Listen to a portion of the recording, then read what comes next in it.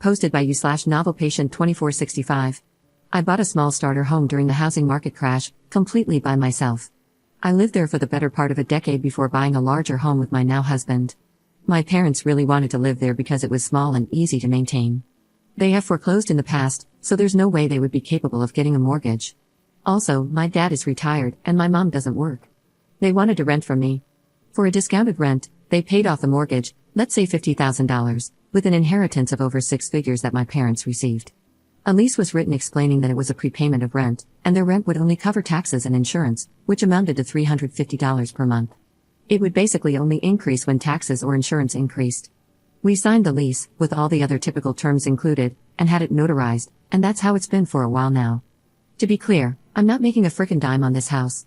I recently told them the rent would go up by $3, yes, $3 frickin' dollars, due to a slight increase in the insurance. My mother lost her crap, claiming I'm a money-hungry bitch. She said she was going to rip out everything she had done, garden and other cosmetic changes, that I owe her, and that I can't evict her because it's her house. She said she's not responsible for the insurance, even though the lease says otherwise, and claimed the insurance hasn't gone up in a decade. She also accused me of trying to make her pay my personal homeowner's insurance, and that a court will side with her and give her my house. We have a notarized lease. They are listed as tenants, and I am the only one on the deed. My father demanded the bills, he has zero balls or backbone, to check if I'm ripping them off. P.S. This house is a commutable distance from Manhattan, where a studio apartment costs around $1,500. This is a house with a large yard for their dog. I could easily get $2,000 for it, even before they moved in. I sent them copies of the taxes and insurance, showing only their address. P.S. I'm charging them discounted taxes, you get a discount for paying in full 90 days early. I told them to add it up, divide by 12, and suggested my mother talk to a lawyer so they could set her straight. I guess my father agreed with me because now she's divorcing him. Edit.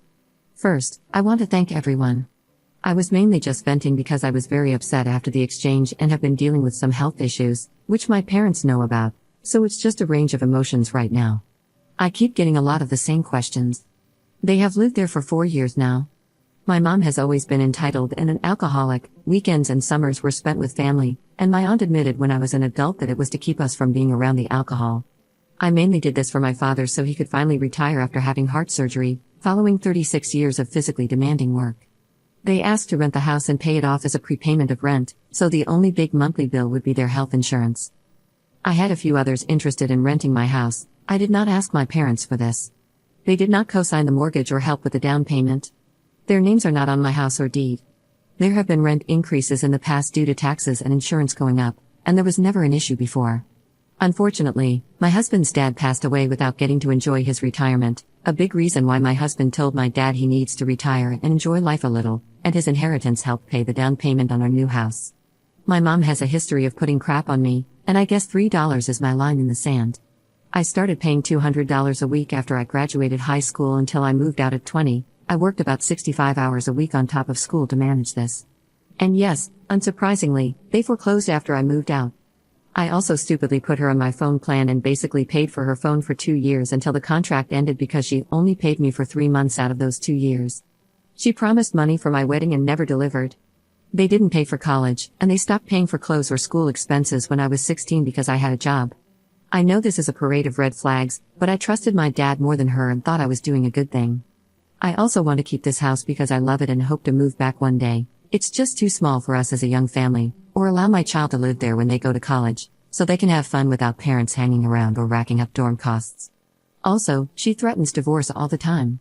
I doubt she'll actually go through with it. Commenter. I'm confused. They paid off your mortgage to the tune of $50,000. How does that figure into things? If it was prepayment of rent, how was that calculated? Ops response. To sum it up, they were supposed to pay $1,350 per month. However, they paid for 50 months at $1,000 and covered the additional $350 upfront. If they moved out before 50 months, they'd been there for 4 years, I would refund them $1,000 for each month they didn't get to live there. After 50 months, they would still only pay $350 instead of $1,350, but they wouldn't get anything back if they moved out because the full $50,000 would have been used. That's how it's outlined. So, there's very little of that $50,000 left that they haven't used. Not sure if that explains it clearly. Update 11 days later. I finally have an update for you all, so all aboard the Disappointment Express. To back up, After the divorce comment, they are not, in fact, getting a divorce. They even went and celebrated their anniversary at a casino. I didn't speak to them for a week.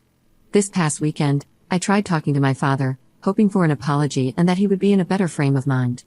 He wasn't. He doubled down on the BS, claiming they didn't realize everything I had put in the lease, that the house was uninhabitable when they moved in, which it wasn't, and that they wouldn't have put work into the house if they had known they were just renters.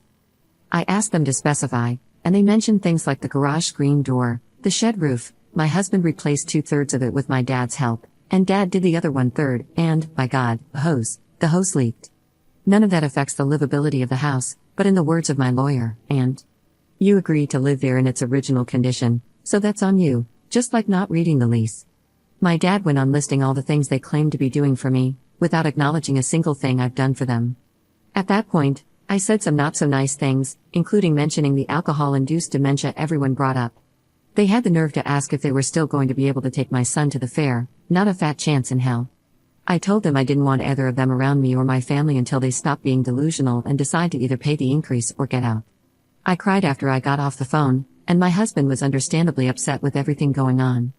Cut to today, my mother called me, asking what needed to be done to resolve this because not being able to see my son was upsetting to them.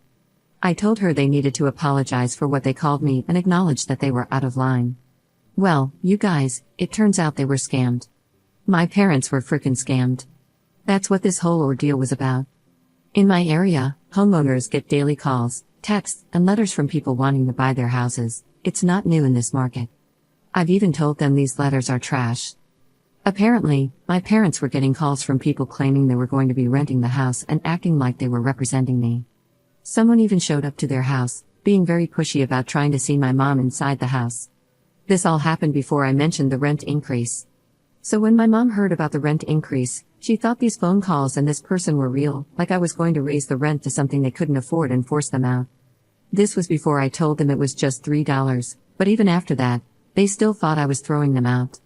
I asked them why they didn't come to me and ask, and they said they were scared and felt like they had no place to go. I explained to them that's not even how it works. I can't just rent out a place with tenants already in it. There's a whole legal process, and they should know that. They apologized for how they acted, for everything they said, and were genuinely embarrassed. They were even more embarrassed that they fell for this person's scam and realized they had officially become old people who got duped, thinking they were smarter than that. Fortunately, they hadn't given any money or personal information yet. I told them the scammer was probably setting them up for it. Scammers often pretend to be renting a house, take first/last month's rent and a security deposit, and when the new tenants show up, the house is already occupied, leaving them out of their money, or scammers pretend they need money to let people keep living in their house. I have no idea why they believed or fell for this person, or why they never asked me in the first place since I don't and wouldn't hire a representative for my one house. Their cameras were off when the scammer came, but they're going to file a police report anyway. I told them to call the cops next time to file for harassment or trespassing if these people call or show up again. I got an apology from both parents. I explained everything in the lease and why it was legally written that way. I reassured them that I can't just throw them out on the street on a whim, and as long as they continue paying the minimum bills, taxes/insurance, I'll keep my end of the deal. So, that's my update. They're not getting evicted for now, but I might need to start monitoring them more closely to make sure they don't fall for other scams in the future. Commenter. Aha, and do they have proof of this scam? Honestly, it sounds like, rather than admit they acted like childish brats and apologize, they came up with this incredibly far-fetched story to make it easier for you to forgive them, which, if you want to go along with it, that's totally your call. They're your parents, and maybe it's easier to just let them have this one.